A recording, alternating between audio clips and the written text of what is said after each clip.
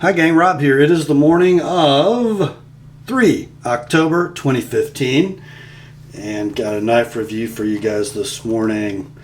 It is a Saturday morning and I am not at work at the car dealership ever on Saturday morning. It's kind of cool. Saturdays are cool days. Just hanging out doing a knife review. Well, I've got a new style black box from Benchmade with a lid that comes off. Doesn't slide out the side. It does make them a little thick to ship in a small flat rate box, which I don't love, but I think it's a little sturdier box. So what do we have here in front of the camera today? Well, the sticker on the box says it is the 908BK-1501 Stryker by Benchmade. Brand new knife in the Benchmade lineup, and we know this as the carbon fiber Axis Stryker. A pretty cool knife and a pretty old name in the Benchmade line. We'll sort of get into that as we go on, but this particular knife, oh, isn't it beautiful? It came in the box with a card. It says, Rob, thanks for reviewing this. See you soon. And then some kind of DE signature. Well, look at that. It's from Derrick Bone at KnivesShipFree. The best place to buy knives, period. Yeah, Derrick got these in a couple, 3 weeks ago. And you might have seen, if you follow his YouTube channel, that he did a short sort of promo video on this knife, and at the end of it he cut a piece of paper with it. This very knife, as a matter of fact, which of course made it a used knife. So, you know, to his great regret, he had to keep it because he couldn't sell it in good conscience as a new knife, so he put it in his pocket. Well, he didn't have it in his pocket very long, and I got a text from him, and he said, hey Rob, would you be interested in reviewing the new M4 carbon fiber Axis Stryker? And I already had seen his video, so I knew that he had one sort of pulled out for his own personal use. And I said, heck yes, I'd love to. The Stryker name, the Stryker knife, has been in the Benchmade product line. And you guys correct me if I'm wrong, but I think the Stryker predates the Axis lock because it was first offered in a liner lock G10 scaled version with a handle of this same profile, pretty much, give or take. Over the years, the Stryker knife has really seen many forms in Benchmade's lineup. First we had, I think, the Auto Stryker, or the Axis, or the Nitrous Assist Stryker. I'm not sure which one of those came first, but there was an automatic version of the Stryker, and I think it also came not only in this gorgeous drop point, but also in a tanto point blade. And then the Nitrous Assist Stryker, which was a spring-assisted, just nudge the thumb stud and it flies out. Wait a minute. In the Axis non-assisted version, you just nudge the thumb stud and it flies out.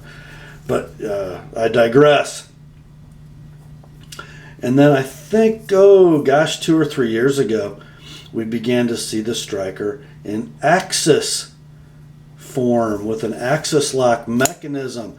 And it was this exact profile with a satin, or Benchmade's kind of light stonewash over satin 154 cm blade, and a G10 handle with stainless steel liners. Great knife.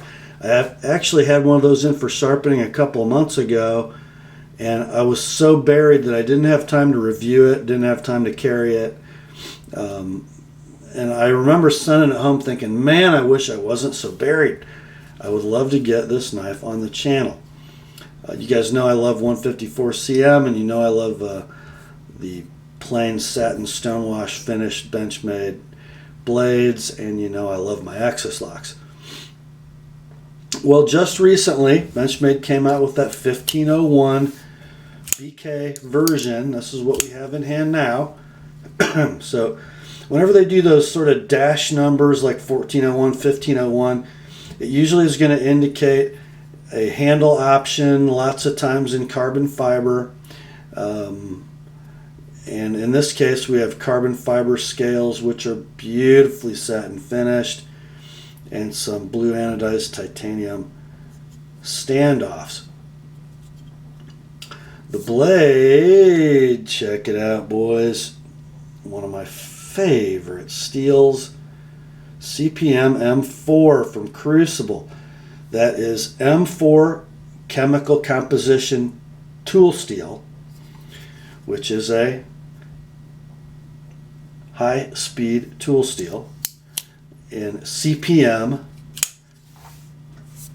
formulation. So we have those powdered metal micro ingots, each micro ingot with every element in perfect proportion that goes into a given steel. So we get a more homogeneous composition in a finished product, usually a finer grain structure.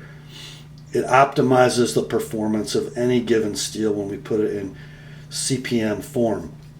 It looks like Derrick is doing a little lubrication on this pivot. We'll get into why I think he might have done that as the review goes on.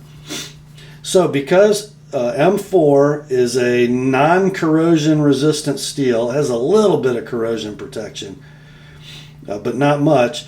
Unlike Spyderco, reference the Gale Bradley and the Bradley Air, Benchmade has opted not to offer M4 in an uncoated form, probably because they don't want to have warranty hassles, complaints with people sending knives back for rust and pitting because of lack of care and sort of their own ignorance of M4. So Benchmade has coated them, but they haven't used the standard Benchmade BK1 coating. It's not DLC either. It is black Cerakote, just like they did in the M4 Contigo 810. I think it's more durable than BK1, although it is, I don't know, it's a little less consistent in its texture than a DLC coating is. I don't know what about consistency of thickness. I have not opened this knife up to look at the blade tang to see if they had to mill off any Cerakote to get the action right. It is not bare naked in there. I can just tell by the way it feels. It feels a little dampened, which isn't necessarily a bad thing. But like most coated Benchmade blades with Axis lock, it's very difficult to get them to be a free dropper without inducing blade play side to side in the knife. This one is right on the hairy edge. When it came to me in the box, it was a free dropping blade, but it had some side to side play in it. And I think that's why Derrick has a little lube in there. As the knife wears in, will it be possible to adjust it so you get that beautiful free dropping Benchmade action without any play at all? Probably so. As it is, though, it's pretty doggone good. It can certainly be deployed and retracted. Yeah, sure it can. With a flick of the wrist, it's free enough. Excuse me. Other than that, the little coating issue, which isn't really an issue, it's working well. Blade centering, which can sometimes be a problem on Axis lock Benchmades, is dead on the money on this particular offering of the Axis Stryker. So let's talk about what we've got here, guys. Let's break out the tape measure. I read the specs, didn't write them down, and forgot them because I'm old. So let's just take a look. We have a blade about 3 5/8 of an inch long, a handle 4 11/16 long. So let's see, 4 11/16 and 3 5/8. It's about, well, I don't know, 8 1/4 or so inches long total length. I guess I could measure it, couldn't I? Yeah, about 8 5/16 long overall. Blade stock of that lovely M4 is 1/8 of an inch. Handle thickness is about 1/2 an inch, and we do have satin finished and 3D machined carbon fiber over blackened stainless steel liners. Those appear to be Parkerized, not Cerakoted. So the same finish as the clip, which is one of 2 deep carry fold over clips in Benchmade's lineup. This is my favorite of the 2, with sort of the keyhole cutout in it.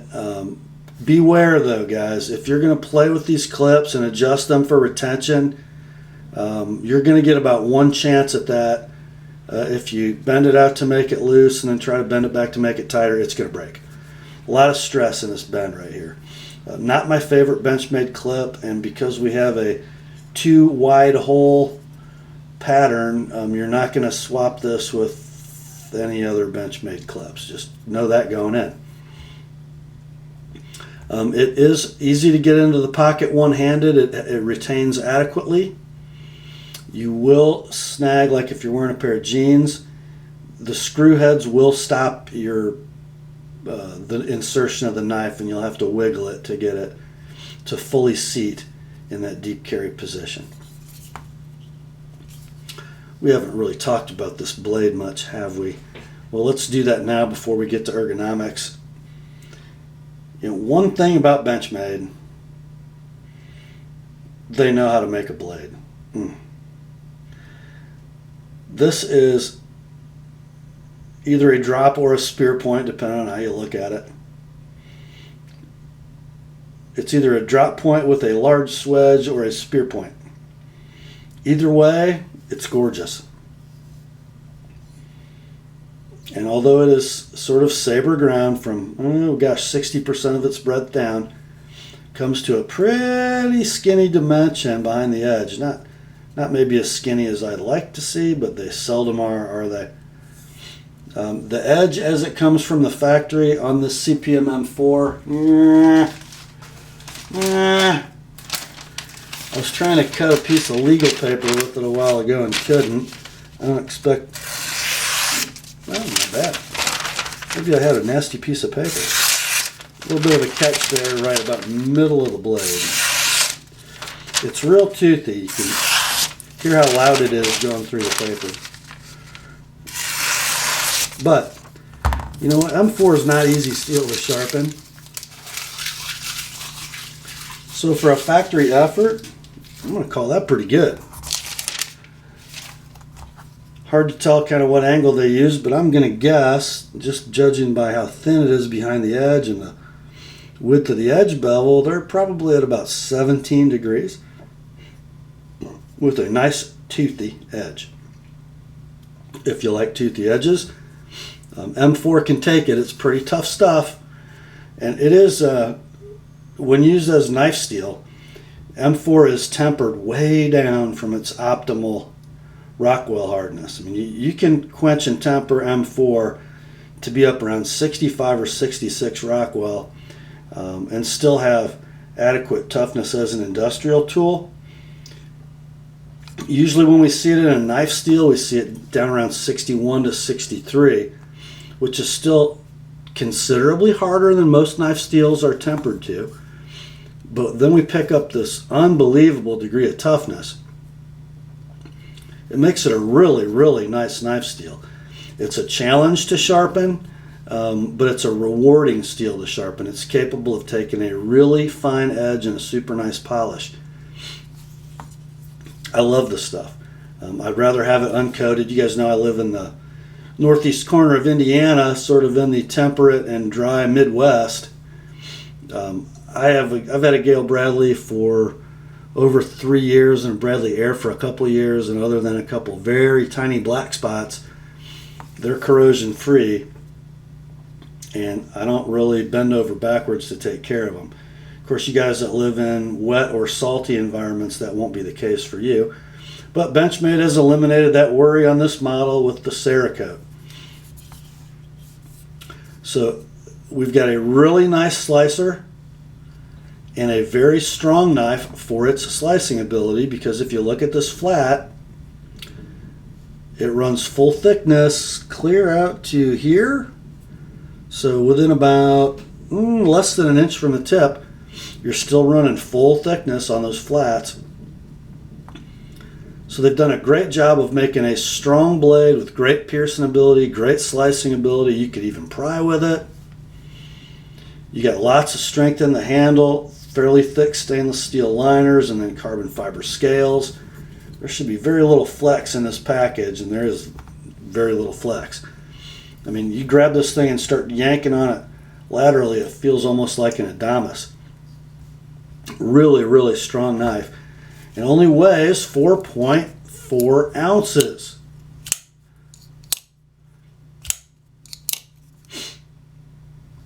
Well, let's talk about ergos, shall we? And I think the ergonomics of this knife are why the Stryker has been in Benchmade's lineup for, I don't know, maybe 20 years. The handle is a little broad for its length, but still it's a very pocketable knife, especially with the smooth but not super slippery carbon fiber scales. And the saber grip is probably where this knife excels the most.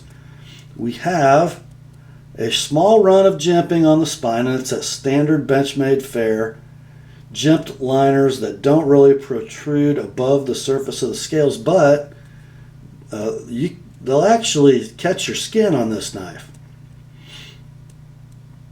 And then in front of that jimping, you've got this little peak, like a little thumb ramp, which has always seemed a little odd, but it sort of works. It really works in this grip.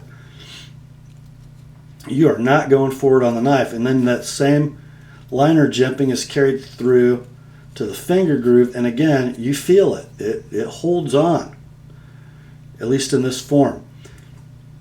I think on the black coated liners, they're not tumbled. They're just coated. So your peaks and corners are a little sharper than they would be on a bright stainless liner, like on a standard Benchmade 710. One little odd characteristic, we've got in front of this thumb ramp, this little knob, we've got another little run of 3 peaks of jimping. I don't know if you'd ever get there. I guess I'm not sure you'd ever use that position, but it does hold your thumb. The one area that I might have done a little different, I've never seen Benchmade do it, so I don't think they're going to start doing it now. If they had extended this ricasso just a little bit, maybe just enough to clear that plunge grind, you'd have, it wouldn't take much to have a forward finger choil. Of course, this blade's pretty dull in the back, so I can do this all day and not cut myself, but it'd be kind of nice to be able to do that. I can actually just pull my index finger around onto the front of the scale, and I can actually execute sort of a forward grip. But it'd be nice if it was sort of made to have that. Not necessary. Okay, let's look at the hammer grip. Very comfortable. Very comfortable. The knife is super locked in, and there's enough breadth here that it is buried in the web of the hand. I don't have a lot of play in this direction. Fingers are all finding nice homes. Like this little sort of kick for the pinky back here, and there's a little jimping there. And the overhand pinch grip, or one of those pub samurai grip, not super comfortable, but effective. And the draw cut grip, very secure, very comfortable. But this knife we would call a small to medium tactical knife. So the grip that might be of most interest is this reverse grip. And it was made to be in this grip. You could slash with it, you could stab with it. This is a soldier knife, guys. This is sort of like, the dressy soldier knife. I'm thinking my buddy Lee from the UK Royal Marine Commando might ought to have one of these in his kit. Just let me know when it's coming, Lee.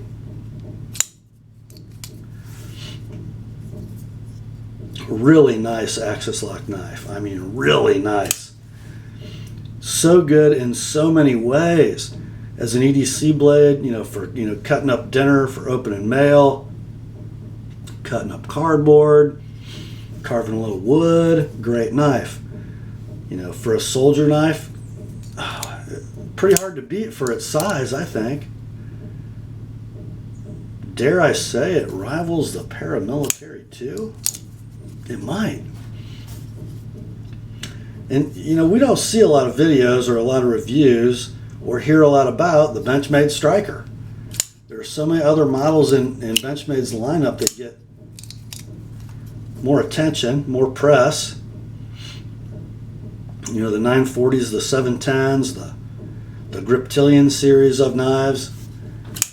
You just don't hear a lot about the old Benchmade Stryker. And I don't know why. Don't know why I don't own one. Of course, I do have this one, and I've already moved the clip over to the left side. Because I thought it needed an honest review and needed to spend a couple days in the pocket. I wonder if Derrick would remember that he sent it to me. Wait a minute. Where's that card? Oh, it says see you soon. Maybe he's expecting me to come visit him at the new shop in Escanaba, Michigan, which is just one state away. Maybe I'm supposed to bring it with me. I'll never miss it. Just thought you'd like to see it, guys. Running in the low to mid 200s, I believe, about the same price range as the 940-1. Stronger knife, a little chunkier knife. Different take on the same mechanics. Frankly, I'm more attracted to this knife than I was to the 940-1. I like the steel better. Should be a home run if people notice it, and maybe after this video more people will notice it. Grace to you and peace, my friends, from God our Father and the Lord Jesus Christ. And remember, the word is sharp.